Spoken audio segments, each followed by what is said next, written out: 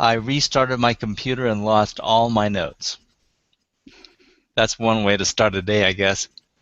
But so we'll just have to wing it. That's what we're usually doing anyway. Earlier this month, Brian Kramer, the H2H guy, I don't know if you've heard of him, but the H2H means basically human to human. In other words, there's no more B2B, no more B2C, it's all H2H.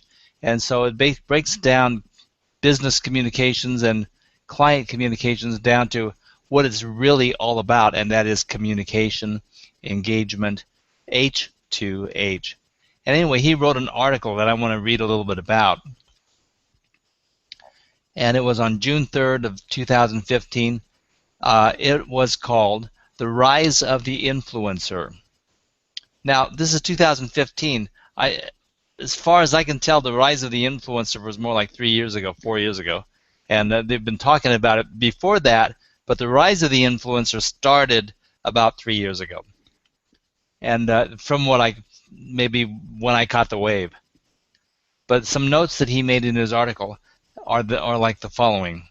74% of consumers rely on social media to inform their purchasing decisions. Now, basically this implies that the consumer does do research, and he turns to their social media friends and family and the people they know and interact with online, not the authorities and not the brands.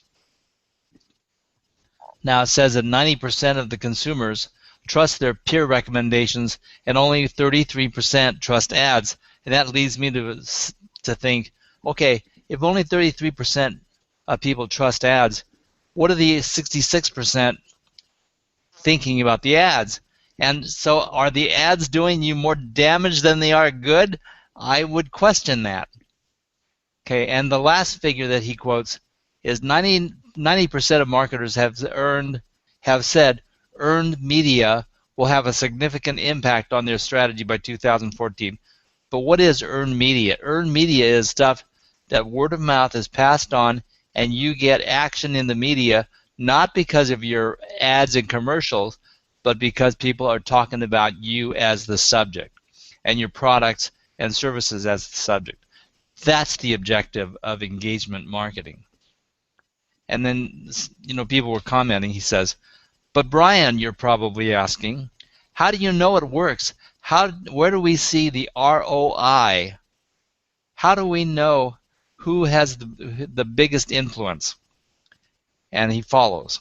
It is true that ROI influence marketing isn't always easy to measure, but even if you can't tie social influence marketing back to hard dollars, you can measure the numbers like page views, shares, likes, comments, web traffic, and these metrics are what create engagement, and engagement with your audience, which naturally leads to sales. Are you getting that? Is anyone understanding what he's saying there? Engagement leads to sales. It's not about closure, conversion, and locking somebody into a funnel and forcing them down the tube and saying, you have no choice but to buy it, dang it. Let the people make the decision that makes sense and want to buy your stuff. And then sell the hell out of it, yeah, but do it the right way. So good morning, Saturday morning marketing smarties and smarties everywhere. As usual, people are around the world possibly watching this event. Especially today, we are not competing but working simultaneous with Chef Litley's conference, which is displaying a bunch of really, really good conference webinars, and I fully endorse everything that he's doing. So I'm going to be spending most of the next 2 days watching a lot of his stuff too. So anyone who's participating today, I'm honored that you're here joining us and the rest of my smarties, who I will introduce right now. And I'm going to start with, let's see, I figured this out earlier. Who am I going to? Oh, let's start with Molly Youngblood Geiger from Jacksonville, Florida. And she's who we call our Google lady, Molly, say hi, please. Hi, everyone. Thanks so much, Roland, for having me on the show again this week. I'm looking forward to what we'll be discussing. And my agency does hail from Jacksonville, Florida. I am actually currently on a mini vacation in Douglas, Georgia, visiting my parents, and I'm glad to be on the show. Thanks so much. Really good, thank you. And just because I usually introduce him last, I'm going to save him for a middle position today and introduce Terry Lee Britton from Elizabeth City, North Carolina. And as of last week, I've been taking to introducing him as a jack of all trades, master of many, and that's Terry. Say hi, Terry. Hey there, everybody. How are you? Good to be here. Good to be here. I wasn't prepared because I'm used to being last, but that's okay. Oh, I'm sorry to put you on the spot there. Oh, And now of course, just we gave Karen the most time to prepare, but she is our San Francisco marketing consultant and social media engagement specialist. This is Karen V. Chin. Karen, say hi, please. Hey, Roland. Hi, Smattery Marketing Smarties. It's not as hot as I think where Molly and I think, Roland, you're probably the same temperature I am. It's probably in the, what, 80s out here, maybe? Something like that. It's a little overcast in Southern California today, but it probably will blow over and just beat the heck out of us with the sun very shortly. Yeah, so anyway, it's dry out here, and I'm actually looking forward to this conversation, but I would also highly recommend, if you have a chance to watch Chef Dennis's virtual blogging conference, if you have the time this weekend, and if you click in RSVP, you can also always watch it on replay. So definitely, there's some good tips that are being had on his conference. Would I be out of line to ask one of you to possibly post a link to Chef Litley's series and make it available in the comment stream, because I endorse it fully and would be just pleased if people are watching that as opposed to this. As long as you come back and watch the replay, I don't care. It's fine. Sure, I'll do it for you, Roland, right now. Thank you very much. So jumping right into this, before we cut loose with some of the content prepared today, we've got a lot of great stuff. I wanted to add an emphasis on something that I posted in my details of the event, and that was an article written by Stephanie Denning, who is, I believe, Steve Denning's wife, and Steve Denning is one of the contributors to the Forbes website, and she put the message like this, because once again, the subject is the rise of the influencer.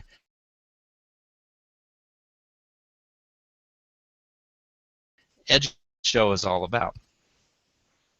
But anyway, Stephanie Denning wrote this segment. Facebook's revenue stream is focused on advertising. Remind me why again? Advertising is outdated as a revenue model. Advertising as we know it was developed a century ago.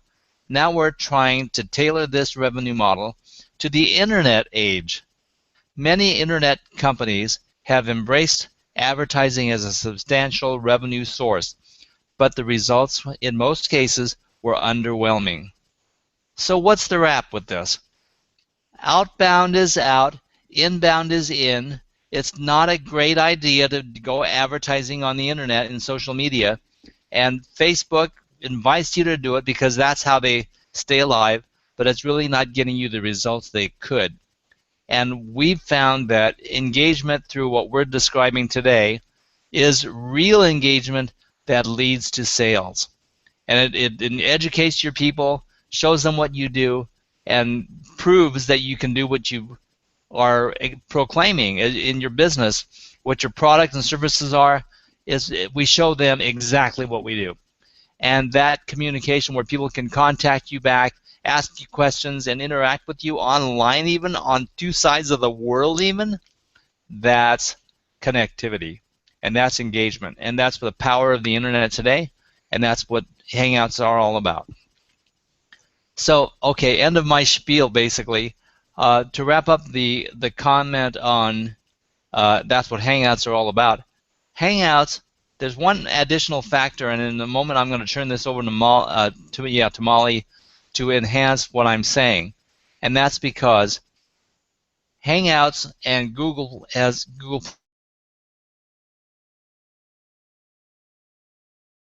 Plus have what the new features are. Some things we've already been talking about, but there are more things coming out and more things that Google will be introducing to Hangouts and Google Plus, and we get an inside look at those things right now.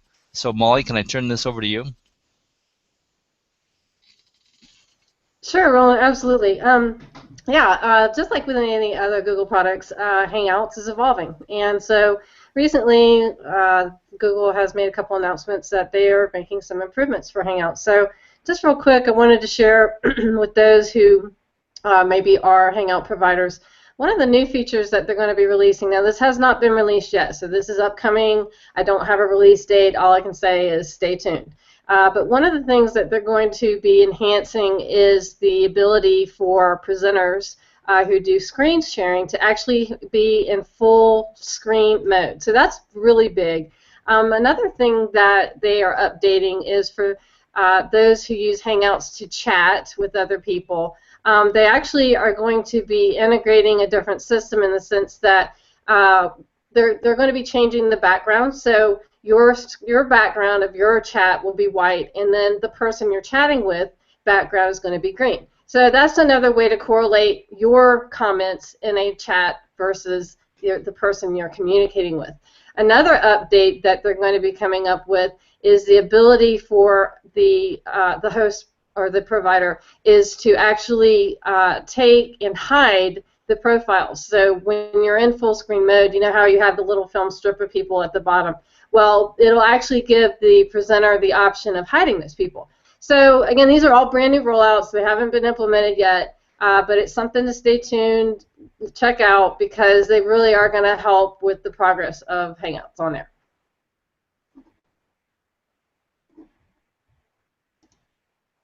Whoops, I thought you were going to go on for a while.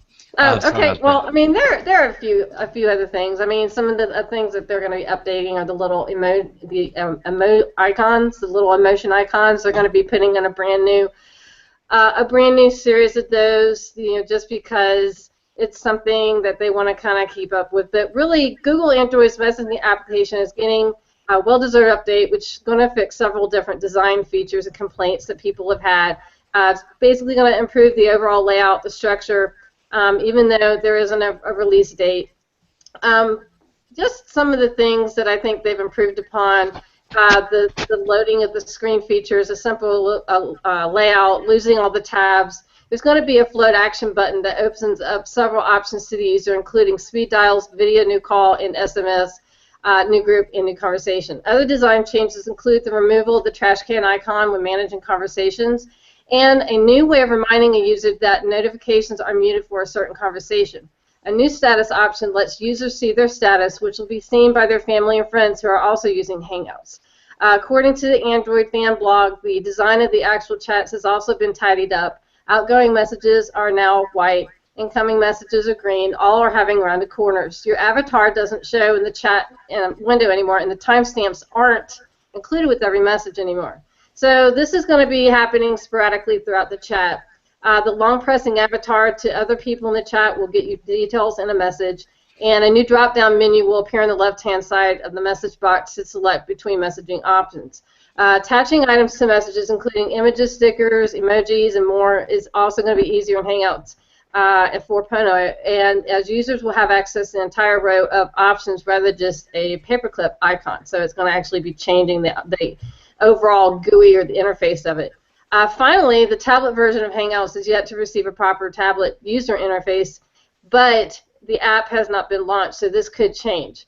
We've already gone over the full screen view. There'll be a new button to play with for presenters, and the shared content will be much more visible of the screen as possible. Thumbnail photos of meeting attendees will overlay the content at the bottom of the screen by default.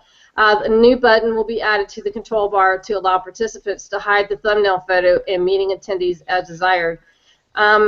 Basically, it's going to allow for a fuller, richer, broader experience for providers and attendees. And whenever somebody's in present to everyone mode, like I mentioned before, it's just going to make it easier for the presenter to share content. And I know this is a big improvement, in my opinion, especially for these types of Hangouts where they have information that you're trying to share with people or content that you're trying to display. I think it's going to just make it a better overall experience for people. So, as I mentioned, they're still working on the version for tablets, so we'll just have to wait and see if that's something they're going to include with the rollout. But it's just one of the things that, you know, Hangouts is one of those apps, just it's been on a journey like all the other apps. You know, they're constantly going to evolve it and improve it. And that's why I think it's so important for people like yourself and myself and people who are Hangout providers and attendees for that matter to, you know, if you see something you don't like or you're having an issue with the overall use of it, it's very important to note that and report it to Google.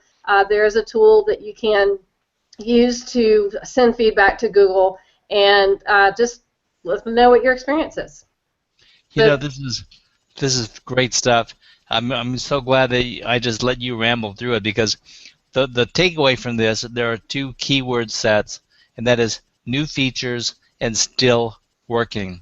Now, before I close my thought, I'm going to ask Terry to give a little bit of what he understands about the new features of the photos section, because he wants to give you a, I asked him to give a demonstration on what the different photo accents and changes in the editing tools in their editing suite that are optional to people that people don't know about. So if I could turn this over to Terry for a moment, and I don't know if I cut you off, Molly, but you can interject at any time. Terry, go ahead and take it away and show us what the photo suite's got.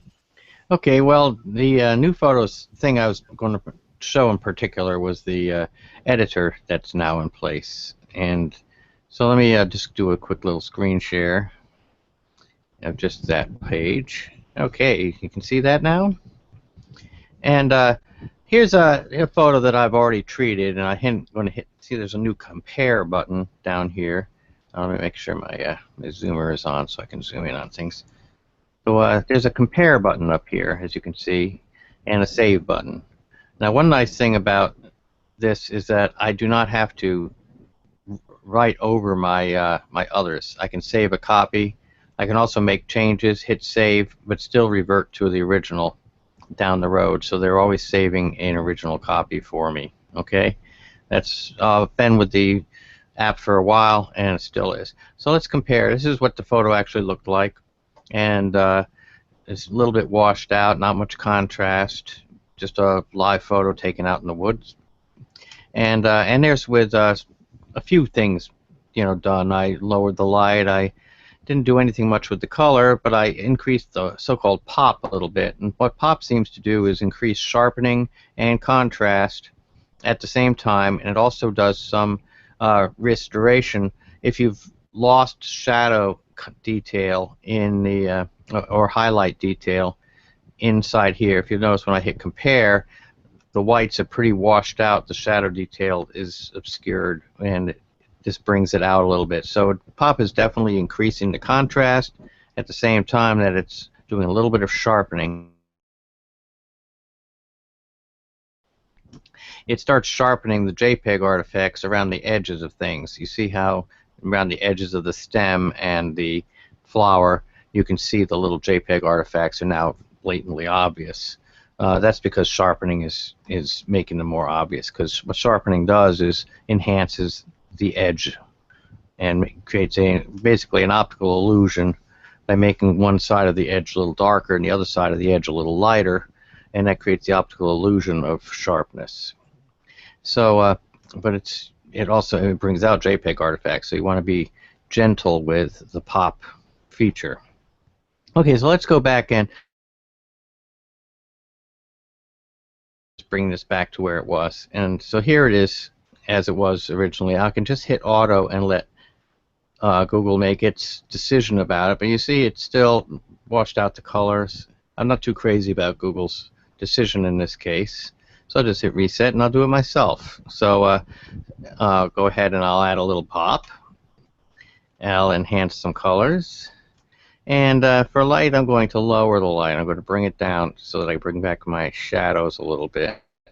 Now that's one way I can do it. And you notice I added a vignette before, and a vignette is that shadow around the edge that makes it fade out to the edge like that. So you do it too much, and you can obscure too much of the edge. So they give you a good range though to create a vignette effect, which adds a nice dramatic effect.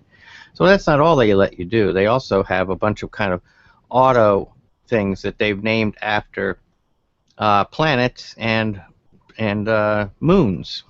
And so you have Mars gives this effect, Phobos gives this effect. You see there's subtle little color emphasis changes that it's adding to the photo. Okay, so say you decide that you like Rhea, and so Rhea is the thing you're going to base it on. You then can go back in and continue to mess around with the looks of things and enhance. So Rhea, so these are basically some little ways of kind of just fooling around until it looks nice to you, and then you can save it. Now the third thing that it gives you that's very useful is a cropping tool. And a lot of times you need to crop your photos, and they give you a rule of thirds grid so that you can attempt to crop your photos in such a way that it follows a photographer's kind of rule of thumb to get some interest point in the, within these where the lines cross in these thirds. Okay, rather than having the interest point always in the center, which is what a lot of people would be doing. So, and have a reset so you can try stuff out. Now, one thing it doesn't seem to have is a constraining tool, so that I can constrain it to the same aspect ratio. Holding Shift down does not constrain the thing, so that, in other words, I can do this. See, I can make it square where it was that way, but there's no way to stop it from doing that where I'm holding on to the aspect ratio. That might not be important to people. I would go to a tool like Pixlr's Editor or many other editing tools if I needed to fit something within a thing, or to my own little tool at pixlrtemplates.com where I have all the different sizes already made. You click on a link and it takes you to Pixlr Templates to create a thing for any social media site. So now one thing I really thought was fascinating is they let you rotate and rotate your photo to create some pretty dramatic effects. So that's pretty neat. That's built in. I've never seen that on any other editor. So that's pretty awesome. And of course the ability to just rotate if you've got it upside down or sideways. But the fact you can grab this center thing and twist the whole picture around is pretty darn crazy. Then you click on the checkbox when you feel like you're ready, and you can still go in and fool around with other color aspects and other controls. And then do a compare. Now you notice it's not comparing, it didn't decrop it with the compare. It held on to the crop.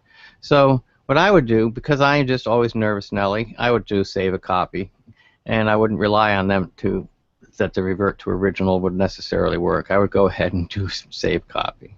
But you can do it either way. You can just also hit save. Okay? So that's my overview of that. It's a nice little tool. Again, when you need to do more than this, go to something like Pixlr Editor, but this lets you go through your photos and quickly do a bunch of enhancements to the picture that are going to improve the basic look, and you get the job done, and you get it done quick. Okay, so that's pretty much, I think, what the purpose of this kind of a mini editor does. But considering it's a mini editor, it's giving you some pretty major controls, especially with the pop filter applying contrast and sharpening both at the same time for you, and giving you a vignette control. That's really nice. And of course the twister. Give me the twister is awesome. All right, so that's my presentation on that. Well, thank you very much, Terry, and I knew that I could trust you to deliver it for a very digestible segment on how to use the editor, so thank you very much. And Sure. Basically that wraps up a segment of my thinking here to make it understood. Google is investing in new features and progression and development of these tools. They are not going anywhere. So when people tell you, oh, Google Plus is going to die, it doesn't mean that anything else is going to die with it. Hangouts are going to be here. Photo manipulations are going to be here. The storage is going to be here. All this stuff. And you know what? I think that the platform of Google Plus, so that's what it is. It is not a social network. That's not what Google Plus is. But Google Plus is a platform upon which we dance. It's the thing that we use to interact and do all these things. And if 1.5 billion people are not using it, fine. We'll take our 200 million and go to town. And it's good enough for me and it's good enough for you, and you can get a lot of business out of 200 million people. So, I mean, basically, people quit worrying about the death of Google+. Who cares? We're still going to be doing tomorrow what we're doing today. So that's probably my main message for today. I do want to say that I can't keep track of everybody that's here. I'm really surprised that as many people are here as there are. Johan Clays, Lon McClure, Mark Dieterle, Bill Graham, Carmen Mandich, Nancy Stubbs, and a lot of people. Ray Lay is here. I can't believe it. Ray's here, and so I just wanted to make note. Barbara Quick is in the audience. Randy Smith, all you people, and I'll probably miss some of you. Thank you for showing up today. I appreciate it because I know we're in conflict with time slots. I figured most of the people would be watching this show on replay, but it honors me that you're here. So now we're going to go the second half and focus on what we were aiming at last week and just really did not have time to finish. I asked Karen to expound out upon the idea of collections, and she did just that. So I'm going to turn the focus over to Karen, and she's going to present a continuation of what she started last week. Go ahead, Karen. It's all yours. Hey, thanks, Roland. Hey, Terry, there's one question out for Nancy Stubbs as you were going through your presentation about does that work for RAW or just JPEG?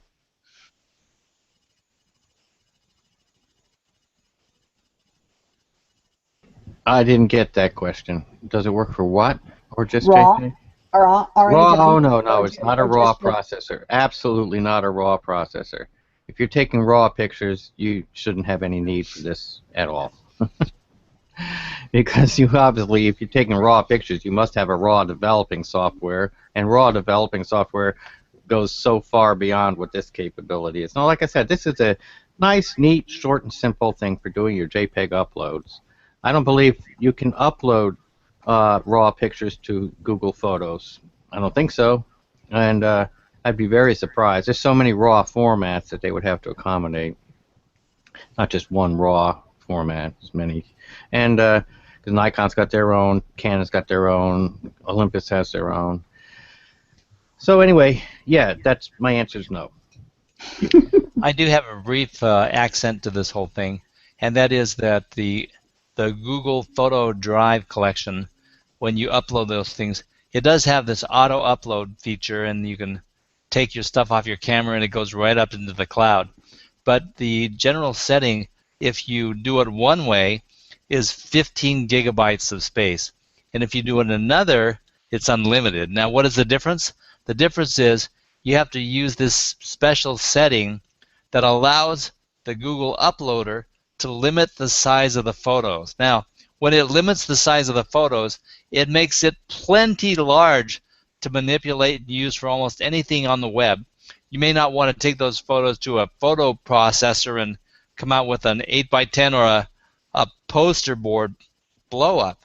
But as far as processing from the web, they'll allow you a 2048 pixels wide image, and that's plenty enough for doing whatever we're going to do on the internet. And if you set the settings like that, it gives you unlimited load, because normally a photo could be 3, 4, 5,000 pixels wide. But if you limit it to the 2048, a different setting, and that's in your settings area, you can do unlimited uploads. So you ought to research that and find out more if you have any questions at all. Yeah, Okay. definitely research that, because if you're a photographer and you don't want it making smaller sizes, and you were really hoping that you could use Google Drive as a backup for your actual pictures off your camera, thinking you would then be able to erase them from your camera, well, definitely do not, ignore what Roland's saying. You want to, in that case, you want to definitely go in and set those settings so that it uploads the full size picture. Now, yes, you will have to start paying for some drive space, but heck, come on, it's full uploads, it's cheap, incredibly cheap drive space. So I mean, I would go ahead and pop some $5 or whatever to get the 100 GB. It's 1 terabyte for $9.99. You get 1 Yeah, terabyte of storage terabyte. for $9.99. Is that per month? I believe it is per month. No. Yes. I believe it is Now, per month. the cool thing about that is that you can't upload. You can store your raw files and any other files like that, but for that, I would probably use a service that is just a backup service, because Google Photos isn't going to show you your raw files anyway. So to me, putting it on Drive is not necessarily going to be that useful. There are other services that will show you the raw files and include raw developing tools, like Google Photos gives you the little developing tools for your JPEGs. And so if you're doing raw files, you're in a professional league, and it's time to start thinking of paying some money for those services. All right, thank you very much, Terry and Molly. And now I'm going to turn Karen loose with her production regarding collections. And take it away, Karen. Thanks. So everyone, for those who weren't here last week, I did a kind of an introduction to Google Collections, and so I was going to actually recap and start with Google Collections again in terms of creating, so you're not missing anything if you didn't watch last week's presentations. It's a continuation or a deeper dive into last week's presentation that I have. So let me share my screen with you, and let me know if you guys can see my screen.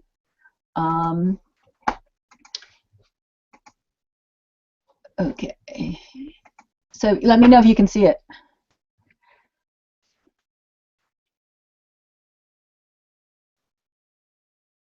Yeah, thumbs up. Yes, you can't see us. I forgot. Yeah. I just didn't so I can't read any of the comment tracker or anything like that. So if anyone has questions, please stop me. I will make pauses along the way for any questions, and we'll go from here. I think we're in a halfway mark, so I'm going to try to make this presentation about 25 minutes. It's a little bit longer than last week, so let's see how we can go here. So we're going to start. So from last week, as we talked again, is what is Google Collections? For those who may have not known, and as Roland keeps saying, and as we all are now knowing, Google is not dying. They launched this brand new product the first week of May for both Google Plus profiles and business pages. And that it's already available for Android web, but not currently yet available for Apple, which I'm dying for that because I'm an Apple user. The basis of a Google collection, just to keep it in a nutshell for everyone, is that it's based on a particular topic or a theme, so you can group your posts, your links, your videos, your albums, your photos, or other collections within a collection, to kind of keep that in mind.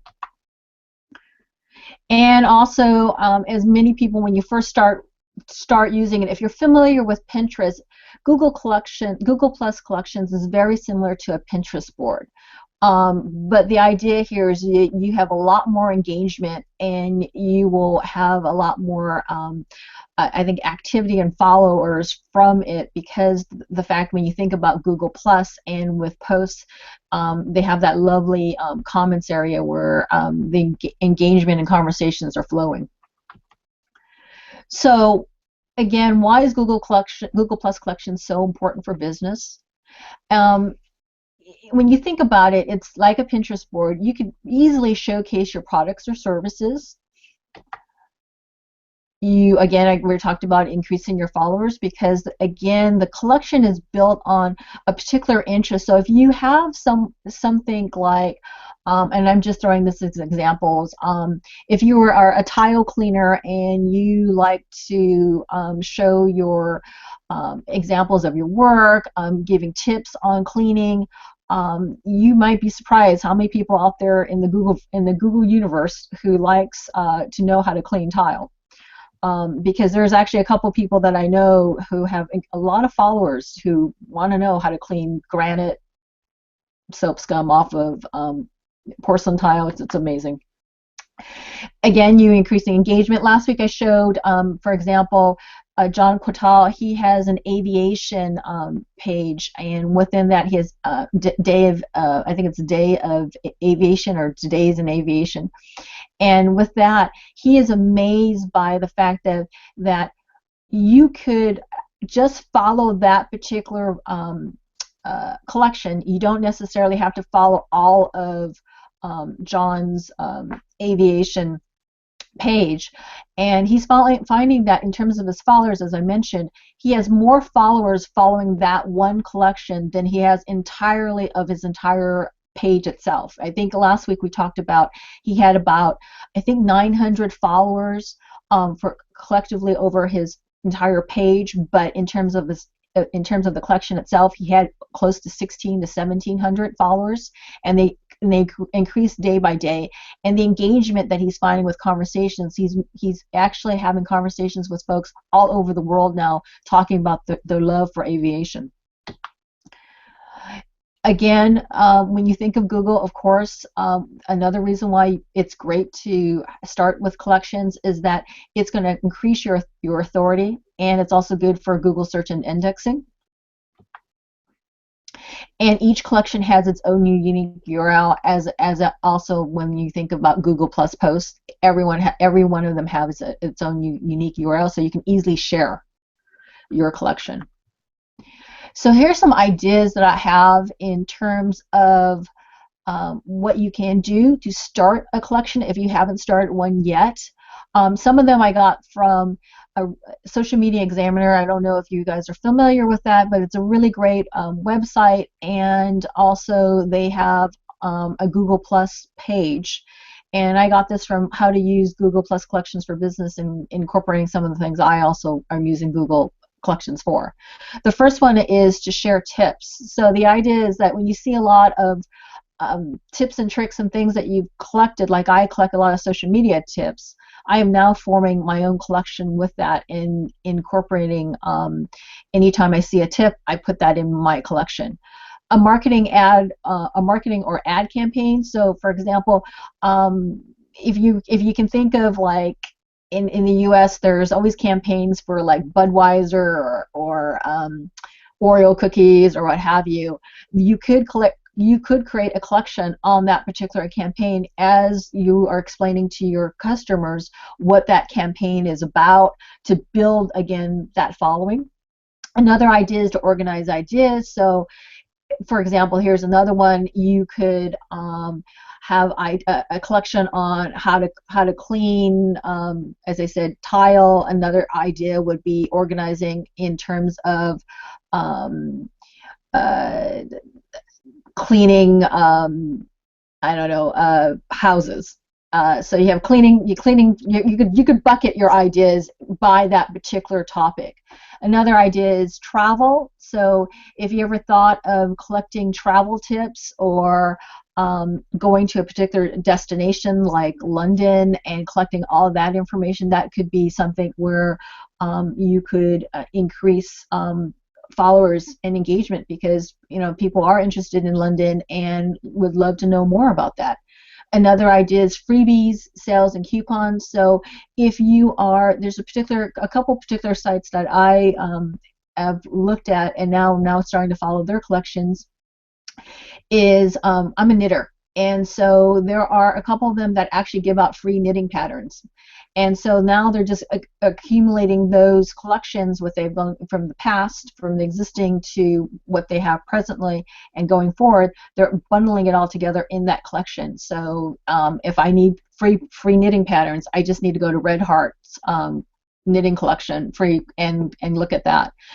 Another idea would be blogs, videos, or posts. So if you are a blogger and you write every day or every couple days, here's an idea of, again, as a portfolio, putting that all together. So if folks are not necessarily following your blog, they can actually see it in your collection because, again, you've got that unique URL there. I know what Roland's doing is he has his own for Saturday morning marketing smarties, his Hangouts on air. So he's actually bundling that in his collection so that folks can easily go and look at all of those and any related posts to his Hangout that he has every Saturday. Another idea, again, we were talking about tips, but if you wanted to show particular things in your business that you want to bundle in terms of a promotion that you're having or something that you're accumulating, and it's not necessarily related to a tip or trick, but it's more about your business, it's another good idea to create a collection. As I keep going further down, as you're seeing here, if you are a big news reader and you wanted to show social media news versus technology news versus world event news, I have a collection, for example, I do every weekend, and it's called Weekend Interviews, and it's news related in the sense that it's interviews of basic business leaders. And then we've got other ones that you could think of, like memes. So, for example, all of those Catadary, Fido Friday, Motivational Monday, any of that stuff that you have collected, that could easily be considered now part of a collection, and you can bundle that. It makes it also easier to sort through all of your posts. If you are posting quite a bit, you can easily get to it.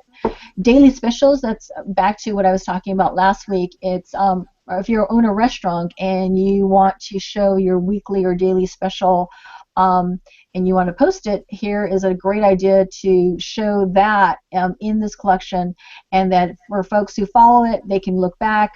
You can maybe attract new followers by looking at the things that you have in that collection. Does anyone have any questions so far, Roland? Yes. Okay. First of all, I wanted to catch up because they've been stockpiling, and I've been shotgunning through our itinerary and causing me to miss these things. But first of all, I wanted to point out Carmen Mandich said she really likes the grid idea, Terry, so she thanks you for showing that to us. And also, Carmen was asking, what steps do you go through to follow a particular collection? So I think that we're probably going to deal with that in succession right here, right now, aren't we? Yes. Okay, so we'll be answering that question shortly. Also, Carmen, she's prolific with her questions. She wants to say thank you to Molly Youngblood for teaching her how to say emoji. And Mark Dieterle has a statement here. He's asking about videos in public HOAs, and I think we dealt with this a couple of weeks ago. We had a problem with it, and still there is no solution to that because of copyright infringement. Am I correct? Okay, so we'll deal with that. Let that go. And that's most of me catching up here. People are posting questions, and I didn't want to get buried. But that brings us up to date, I believe. Okay, I can go for it now? Yes. Okay. So to answer Carmen, we're going to show you quickly how to create and customize a Google Plus collection. So if you've never ever created a collection, what you would have to do is go to your drop-down tab and click on Collections.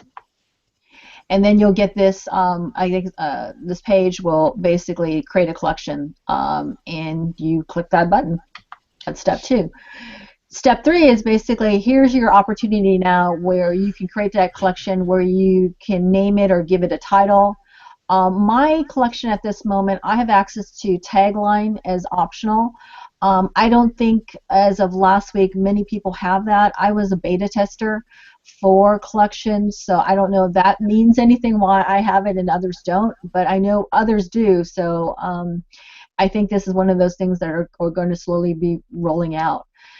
And then you have the option of visibility for your collection. So this is really key and very important, so that you remember that when you choose this, you cannot go back later and edit it. So it's key that you think this out about in terms of how you actually want to create that collection. So that's public. Public means that it just goes out to the Google, public stream. It's out there. Plus, all the folks who are following you the day that you create that collection. So if you're in your business or in your profile, whatever that number is, I have like over 1,500 people now following me. If I created a collection today, that would be that 1,500 that would get this, plus the public. You could also choose your circles, meaning all of the circles that you have could get this. Only you is interesting, I want to point out, meaning that it means it's private. And I think this is a really great idea for people who are familiar with Evernote in terms of, or a private community, how people have used it in the past, where they would gather their post and they would put it in a private community. It's the same thing here with collections. You could put it in here privately, and you can, as a business, it would be great so that you have an area where you can quickly go to help track your competitors' activities. You can gather new products and services that you've seen that others are doing. You could just kind of throw it into that collection. You can also think of it as collecting ideas, or thinking of it more as like a personal journal. So the only thing with when you set it up for private, you cannot later on say, hey, I want to flip it, I want to make it public. You can't do that. So just kind of keep in mind with that when you set that collection. And in custom is where you can have public, and then you can add a circle. And I highly recommend this as a strategy, because you can always increase or decrease that circle. And so you are not only sending it to the public and to your followers, but you're also able to have this quote circle that you can add or subtract folks along the way as you are posting in that collection. So create a collection. I titled this one as I'm a big rescue dog person, so I've got it as it's a dog world, and I put in the tagline all things dog. And the idea for the tips for the name for the title is be as descriptive as possible. Use keywords, because again, this is going to be indexed, and this is Google. So one day, if someone's looking for social media, or they're looking for aviation, this collection, if you are an authority on it, it's going to show up in search eventually. The idea also is to remember for your name or your title is it's a 50-character limit. That was what it was in the past. I still think it is too. I've seen people have longer characters. I've been counting characters in terms of just making sure that the 50-character limit is still applicable, and I still think it is. So just kind of keep that in mind. You don't want it to be too long anyway.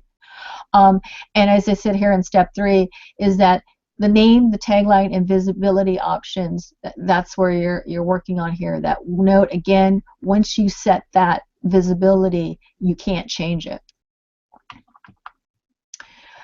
So once you create it, you automatically, Google, as always, provides you with stock photography. And you have this, as you can see here, choices of photos to pick from, or you can customize. Here, I just wanted to again show you that this here, they picked trees. I don't know why, but they did. And here, this red circle here, I wanted to show this. This is where you click on the customize button, and it'll take you to the customize window here. There's a cog wheel here, and that basically will give you two features. You either can edit or delete a collection, and we'll talk about that shortly. And this here too is the start here, just like with your when you post. This is also where you can add your collection, when you can add to and start writing your post here. So as we're going through this, I wanted to show is, I think with collections, because you have a maximum 50 collection limit, so either for your profile or your page, and that was a question that was asked last week. So you have a maximum of 50 collections, and you can't go more than that. But if you want to follow collections, you have an unlimited number of collections you can follow. It's just that for the actual creation of a collection, you can only create 50 at a time. Yeah, but the awesome thing is that you can have pages and have 50 collections for each one of your pages too. Yeah, yeah. Okay. So if you have, if you have 5 pages, that's times 50. That's 250 collections that you could easily create if you've got the time to do this. Okay, I have a couple of comments that I wanted to share. Kim Armstrong mentions that she hasn't heard anyone compare it to Pinterest, and that puts it into context for her. And so, yeah, exactly. If you're familiar with Pinterest, then it gives you an idea what Google is trying to emulate. So thank you, Kim. And also, Debbie has a question, and you won't be able to see it there, but I'll explain as we go. So far as collections go, I've seen an increase in her traffic to her posts by using them, so she's very excited. But her question is one of controversy among the photographers. Is it better to upload a link that shows the image, or upload the image directly and include a link? Now, do you understand the question, or? So I think, let me just make sure, Debbie's asking that do you just show the photo, or do you show the photo plus the link to the photo? Is that what the question is? No, I think she's saying, do you just make a link to the photo, like a link to your to wherever you store that picture to make it visible to people, or do you upload that picture and make it so it's actually visible in the post? I would basically upload the picture to the post, and the reason being is that you get, studies have shown that you get more engagement if you actually show a photo with a description, because if you're asking someone to click to get to that photo, you're going to have least likely of people who are going to do that. When you think about what you do normally when you look at posts, you got like a 1 or 2 second scan, right? If you're interested, you'll click and you'll read further, and if you don't have that attractive photo as part of your post, because that's that option that you can do here, because again, this is just basically, a collection is a grouping of your post, and this is where you would upload your photo. Now, if you're talking about taking it and you wanted to show, hey, here's more of my work, then that would be like a call to action that says, here, if you want to look more about my collection of sailboats, and when you have one sailboat, that person could then click and look at further, just like as if you're writing, when you think about writing a post in general, you should have a call to action. Hopefully that answers the question. I think you covered it, yeah. Okay, so for customization, here is, again, you click on the button to customize, you get to this window. Here, again, they show you the photo, and then here are the choices of colors. You're kind of stuck with this. You can't customize the colors, so you got to work with this palette. So you click on the add your own, and then just like as if you were uploading any other photo here on Google+, you get that lovely screen, upload from your computer, upload from album or photos, all that good stuff. What I did here is I kind of collapsed the screenshots, and I uploaded a picture of my little Ms. M, and so she is here. I wanted to let you know that if you do decide to create your own custom cover photo templates, the measurements here is 1080 by 607.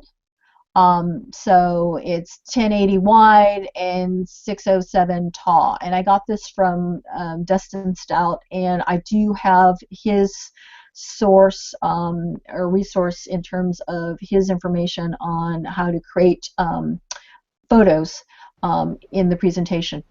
Okay, I also have it already at pixlrtemplates.com, so you can simply click on the new collections cover photo link, and it takes you right to Pixlr Editor to make your own. Oh, cool.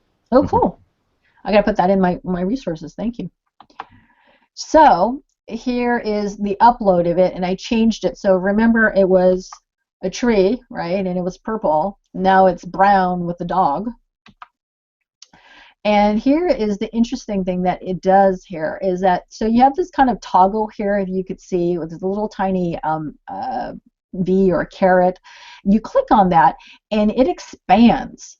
And so I mean, I'm trying to figure out what this actually means. I've been reading a lot about it. No one really kind of understands what this is. I'm wondering if this is more of a mobile-ready reason why they're doing this, why you can click and then increase the size.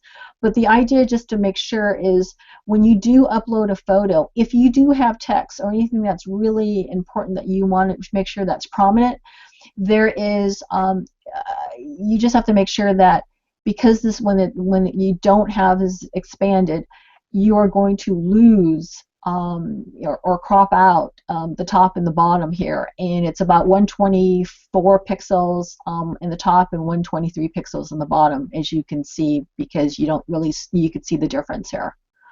And I don't know why, and I'm trying to figure that one out. So if anyone has any info, that would be great if you could share that in the comment thread. You know, that's really handy to know. Thanks for pointing that out. I'll make the Pixlr editor template so that it has a layer that shows what parts will be hidden with a layer with the opacity change, so you can see what will be hidden in the pre-clicked version, so that people can anticipate what the actual rectangle will be showing when people come in. Yeah, so Dustin Stout also does the same thing. He has a template in his post that basically shows you kind of where the marks are. Yeah. Just to be aware of.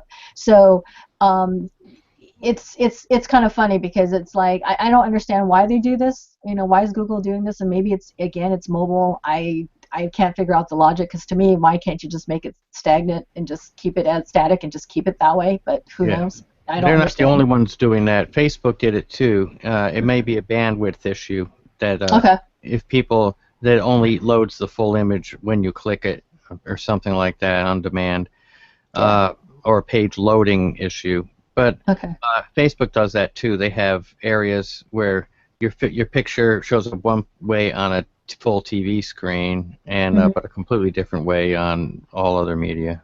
Okay, so pretty much that's kind of the customization of your collection, where you could basically change the name of your collection. You can change you can edit the tagline if you wanted to once you get that but you cannot change from public to private, or circle or non, or you can't do that. So this is pretty much the only thing you can't change. The other thing I wanted to show is that if you wanted to share that collection with somebody, you find something that's interesting, you want to share it to others, this is the share arrow that you take from there.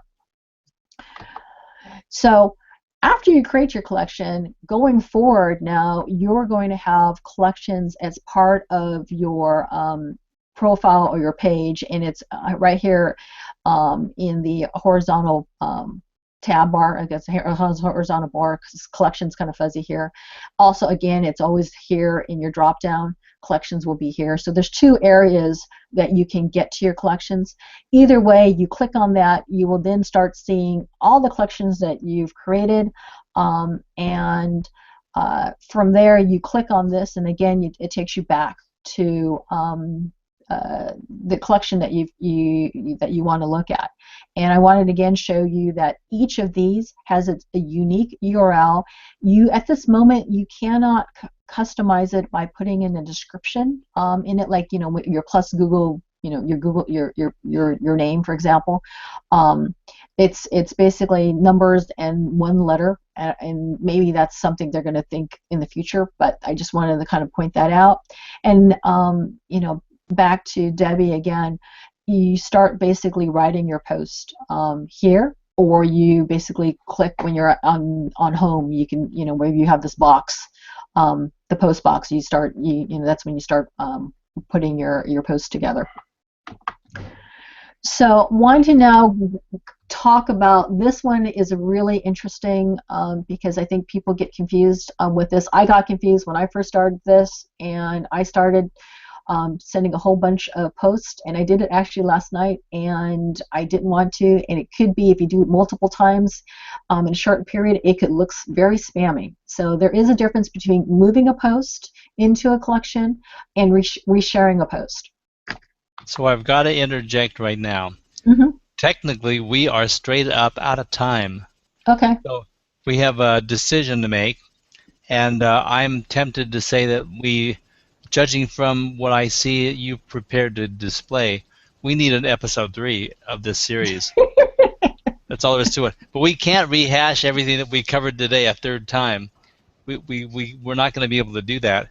Plus, we have a taster that I promised Molly that she was able to present. So what are we going to do about covering this information? I think that we've got another program. Why not go over? Why an hour? I never understood this hour limitation stuff. Is this some kind of respect for our audience? That's exactly what it is. They're here for information? Yeah, Terry, speaking for someone who has 3.5-hour shows. Yeah, I do a 2.5-hour show plus an hour 2.5 musical interlude. So I'm not actually there for that hour. So Okay. just to like powwow for a moment here, I don't think that we can wrap up the rest of your notes in 5 minutes, I doubt. No. So we really need another episode. But I wanted to give a couple minutes to Molly to if we can steal this from you.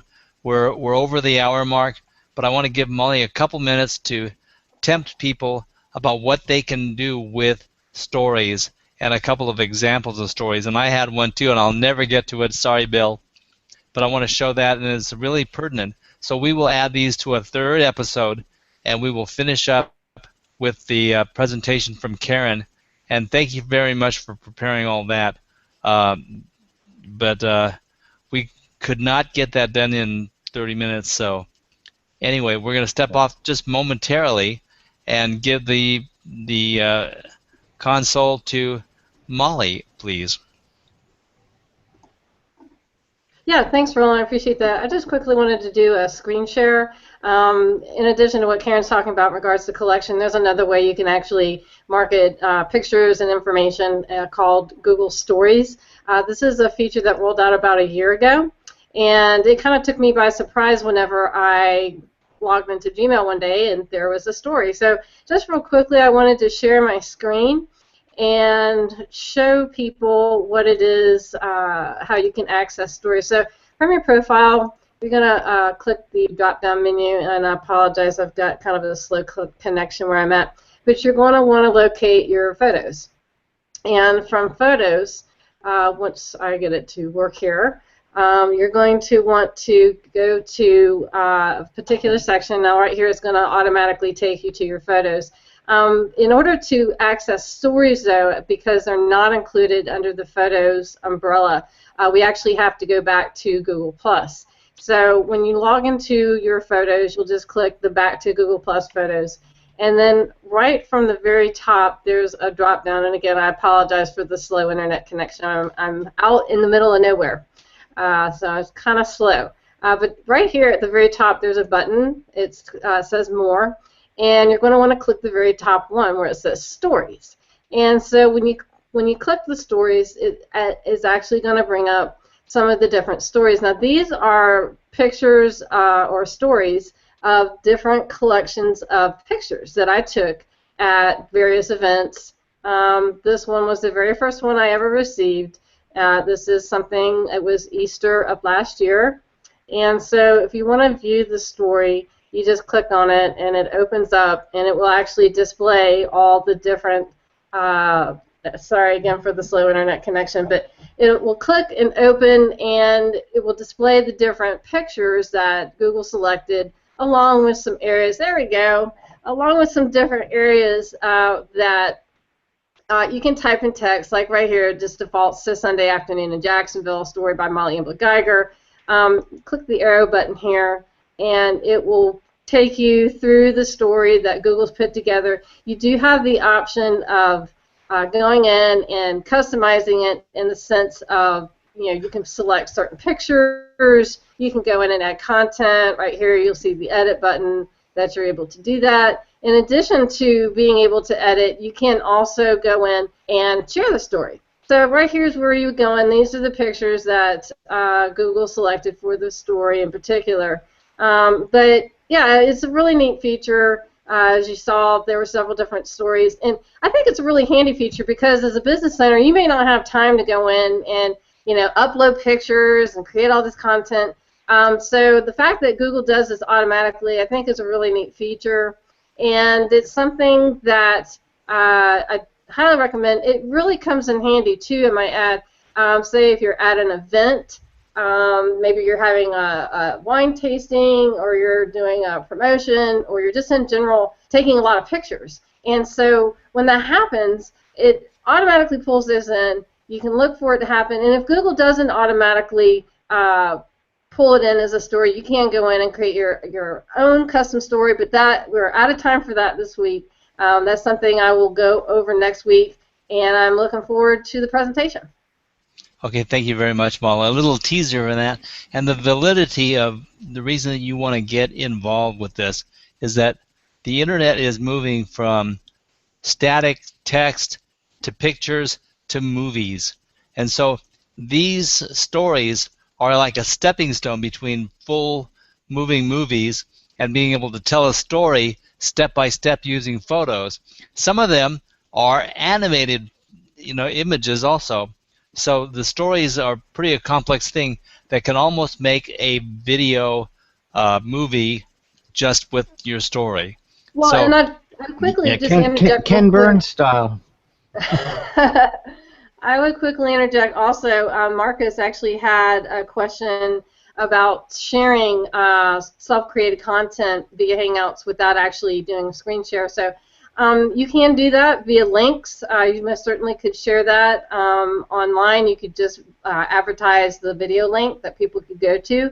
But yeah, with what you said, animated GIFs, short videos, these are all things that you can also include with stories.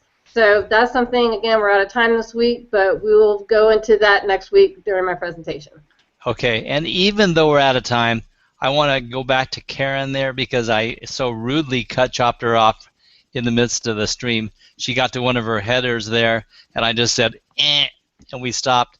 So I know that we've got a complete segment of her presentation that's very important for us to follow up on. Is there any graceful way to wrap up what we left off and what we can look, allow people to look forward to the next event? What do you think? I have another 2/3 of this presentation. So I've got how to move and share your collection. I have some other things I wanted to kind of show people so that they're clear on with it. So in the future, though, when we estimate how long we've got left, we should include 10-15 minutes for checking in the comments section. Absolutely. That cut into your presentation substantially this week. And I actually limited it somewhat. But yeah, agreed. It's learning how to control the content flow is really amazing. And part of it is I really don't know exactly how much Karen's bringing to the table or Molly's bringing to the table when I do this. So sometimes we're going to go on to an episode 2 or 3. So with that in mind, I guess we'll wrap up this today. Thank you very much, Karen, for your preparation. And it's going to definitely go on to an episode 3. I'm not sure if it'll be the next week, immediately following this, or the one right after.